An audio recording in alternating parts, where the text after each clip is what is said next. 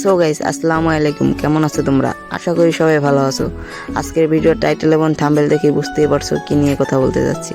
তো বেশি কথা না বলে ভিডিওর মেইন টপিকে যাই। সো তোমার স্বপ্ন কি একজন ভালো স্পোর্টস প্লেয়ার হওয়া?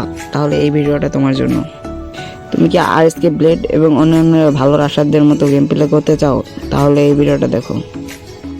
সো তোমরা ফার্স্ট অফ অল কী করবে, M590 এই গানটা জাম্প বাটনে ক্লিক করে ফায়ার বাটনে ক্লিক করবা, তারপর রিওয়ার্ড বাটনে ক্লিক করবা, তারপর দেখবে এই গানটা অনেক ভালো চলতেছে। রেগুলার এরকমভাবে প্র্যাকটিস করবা, দেখবা তোমার পারফরমেন্স অনেক ভালো হচ্ছে। তো তোমরা সেকেন্ডে কী করবা, ট্রেনিং রাউন্ডের এইখানে চলে আসবে।